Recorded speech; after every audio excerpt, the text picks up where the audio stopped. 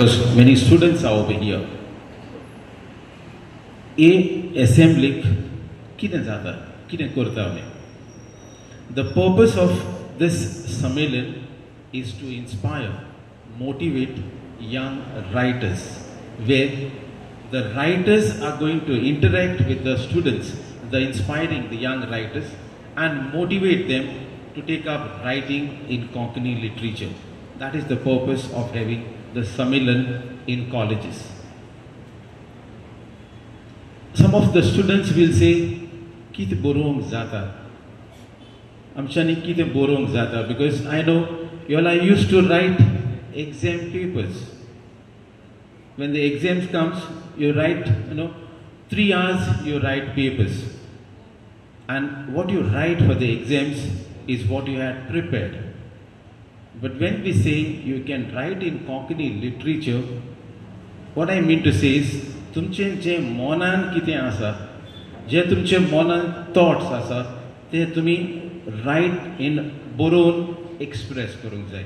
That is what you have been called here to inspire through the various speeches which our writers are going to give you here. At the same time, they will also give you some tips with regard to your writing and to fine-tune your writing so that it can go to a larger audience. That's the purpose of coming here. Our Konkani department has taken a lot of pains. I know for the last several months they were working, they were preparing for this particular event. So I thank Dr. Dennis and the entire department of Konkani Rosary College for putting up this particular event in association with Goa Konkani Academy. And I'm sure this event will inspire young writers, and they will not only start writing on their own, but they will also start translating, because I know many of our students are very good in English. So you can start translating Konkani literature into English, whereby this Konkani literature into English will move to a larger audience, and that's how our language will prosper. And that is what we have come here, and that is what we are going to achieve after this 2 days program. I think because many students are over here. A assembly कितें जाता कितें करता आमी. The purpose of this Sammelan is to inspire, motivate young writers, where the writers are going to interact with the students, the inspiring the young writers, and motivate them to take up writing in Konkani literature. That is the purpose of having the Sammelan in colleges. Some of the students will say, "Kite borong zata." Amchani kite borong zata, because I know you all are used to write exam papers. When the exams comes, you write, 3 hours you write papers. And what you write for the exams is what you had prepared. But when we say you can write in Konkani literature, what I mean to say is, तुमचे जे मनान कितें आसा, जे तुमचे मनान thoughts आसा, ते तुमी रायट इन बरोवन एक्सप्रेस करूंक जाय. That is what you have been called here to inspire through the various speeches which our writers are going to give you here. At the same time, they will also give you some tips with regard to your writing and to fine-tune your writing so that it can go to a larger audience. That's the purpose of coming here. Our Konkani department has taken a lot of pains. I know for the last several months they were working, they were preparing for this particular event. So I thank Dr. Dennis and the entire department of Konkani Rosary College for putting up this particular event in association with Goa Konkani Academy. And I'm sure this event will inspire young writers, and they will not only start writing on their own, but they will also start translating, because I know many of our students are very good in English. So you can start translating Konkani literature into English, whereby this Konkani literature into English will move to a larger audience, and that's how our language will prosper. And that is what we have come here, and that is what we are going to achieve after this 2 days program.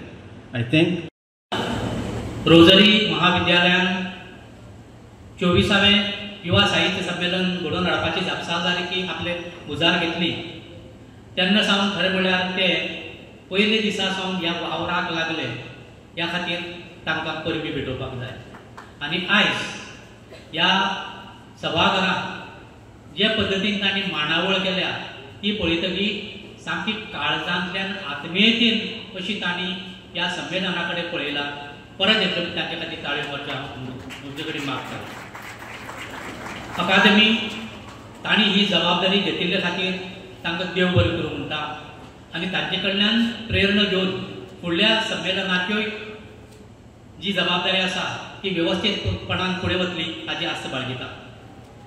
1998 वर्सा पयलें युवा संमेलन जाल्लें तें धरून आज 24 वर्सां हुपून ह्या 24व्या म्हळ्यार रजत महोत्सव जावपाचो आसा अशा टप्प्याचेर आमी पावत आयल्यात. आज जे कोण तरणाटे साहित्याच्या मळार आपलें नांव परजळटन करता दिसतात तांकां पळयतकीर अशा युवा संमेलनाचो उद्देश सफळ जावपाक लागला हाचें एक समाधान मेळटा. ह्या संमेलनाची सगळ्यात म्हत्वाची गजाल म्हणटा तरी वेगवेगळ्या साहित्य प्रकाराची जावपी कार्यशाळा तांकां जाणकारां कडल्यान मेळपी मार्गदर्शन आनी तें मार्गदर्शन घेवन फुडाराक आपलें साहित्य बरें कशें रचचें हाचो एक मंत्र घेवन ते भायर सरतात आनी हेंच खरें युवा साहित्य संमेलनाचें उद्दिश्ट अशें आमच्यांनी म्हणूं येता. ह्या 24व्या संमेलनात व्हडे संख्येन नवे बरोवपी आयल्यात. तांणी हे दोनूय दीस आपले साहित्य साधने पोशक अशे अनुभव हांगसरल्यान घेवन वचचे अशी अपेक्षा आसा. कोंकणीच्या वावरांत तरणाटी पिळगी मोठ्या नेटान वावुरतना दिसता. ही कोंकणी मायेच्या गिरेस्त फुडाराची सुलक्षिता आपल्या अभ्यासा वांगडाच जायते विद्यार्थी साहित्य मळाचें योगदान दिवन आपले मायभाशेची निरंतर सेवा करीत आसात तांचे कडल्यान ती जायत रावची ही अपेक्षा. 2 दीस ह्या रोजरीच्या वाठारांत तुमी रावचे, नवी प्रेरणा घेवन हांगसरल्यान वचची इतलीच अपेक्षा आसा. रोजरी महाविद्यालयान 24वें युवा साहित्य संमेलन घडोवन हाडपाची जापसाल जाली की आपले उजार घेतली तेन्ना सावन खरें म्हळ्यार ते पयले दिसा सावन ह्या वावराक लागले ह्या खातीर तांकां परबी भेटोवपाक जाय. आनी आयज ह्या सभाघरांत जे पद्दतीन तांणी मांडावळ केल्या ती पळयतकीर सामकी काळजांतल्यान आत्मीयतेन अशी तांणी ह्या संमेलना कडेन पळयला. परत एकदा तांचे खातीर ताळयो मारच्यो तुमचे कडेन मागता. अकादमी तांणी ही जबाबदारी घेतिल्ले खातीर तांकां देव बरें करूं म्हणटा आनी तांचे कडल्यान प्रेरणा घेवन फुडल्या संमेलनाच्योय जी जबाबदारी आसा ती वेवस्थीतपणान फुडें वतली हाची आस्त बाळगिता. 1998 वर्सा पयलें युवा संमेलन जाल्लें तें धरून आज 24 वर्सां हुपून ह्या 24व्या म्हळ्यार रजत महोत्सव जावपाचो आसा अशा टप्प्याचेर आमी पावत आयल्यात. आज जे कोण तरणाटे साहित्याच्या मळार आपलें नांव परजळटन करता दिसतात तांकां पळयतकीर अशा युवा संमेलनाचो उद्देश सफळ जावपाक लागला हाचें एक समाधान मेळटा. ह्या संमेलनाची सगळ्यात म्हत्वाची गजाल म्हणटा तरी वेगवेगळ्या साहित्य प्रकाराची जावपी कार्यशाळा तांकां जाणकारां कडल्यान मेळपी मार्गदर्शन आनी तें मार्गदर्शन घेवन फुडाराक आपलें साहित्य बरें कशें रचचें हाचो एक मंत्र घेवन ते भायर सरतात आनी हेंच खरें युवा साहित्य संमेलनाचें उद्दिश्ट अशें आमच्यांनी म्हणूं येता. ह्या 24व्या संमेलनात व्हडे संख्येन नवे बरोवपी आयल्यात. तांणी हे दोनूय दीस आपले साहित्य साधने पोशक अशे अनुभव हांगसरल्यान घेवन वचचे अशी अपेक्षा आसा. कोंकणीच्या वावरांत तरणाटी पिळगी मोठ्या नेटान वावुरतना दिसता. ही कोंकणी मायेच्या गिरेस्त फुडाराची सुलक्षिता आपल्या अभ्यासा वांगडाच जायते विद्यार्थी साहित्य मळाचें योगदान दिवन आपले मायभाशेची निरंतर सेवा करीत आसात तांचे कडल्यान ती जायत रावची ही अपेक्षा. 2 दीस ह्या रोजरीच्या वाठारांत तुमी रावचे, नवी प्रेरणा घेवन हांगसरल्यान वचची इतलीच अपेक्षा असा. विचारेल आणि जो कोणी उत्तर देईल त्या 2 जणांना, एक मुलगा आणि एक मुलीला, मी हे पुस्तक माझं जाताना देणार आहे. त्यामुळे सगळ्यांनी लक्ष देऊन ऐकावं असं मला वाटतं. खरं तर कुठलीही भाषा असू दे, ती जोपासण्यासाठी, ती वाढवण्यासाठी, त्यासाठी जे प्रयत्न करणारे गट आहेत, जे समूह आहेत, ज्या संस्था आहेत, त्यांना शक्य तितकं सहकार्य करणं, मदत करणं हे मला तरी खूप गरजेचं वाटतं. आणि त्याच गरजेपोटी किंवा तसं वाटल्यामुळंच इथे येण्यास मी तयार झालो. तुम्ही बोलवलं त्याबद्दल मी पुन्हा एकदा आभार मानतो.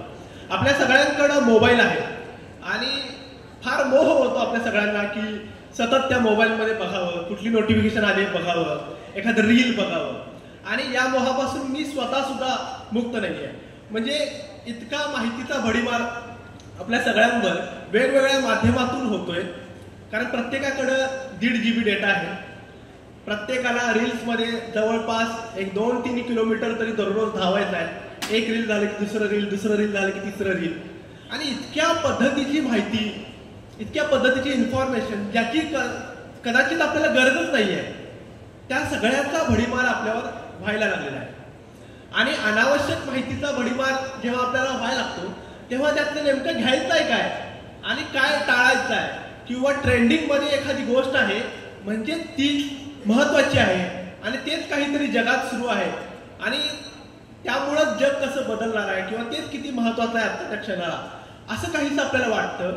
आणि एखाद्या नशा करणाऱ्या व्यक्तीला जसं 2 दिवसांसाठी एखादा विषय मिळतो आणि मग तो त्याच्यावर व्यक्त होत बसतो सोशल मीडियावर, मग ते झालं की परत 2 दिवसानंतर दुसरा विषय, परत तिसरा विषय. अशा पद्धतीनं आपण एक माहितीचा भडीमार आणि या सगळ्यात गुरफटलेलो गेलेलो आहे.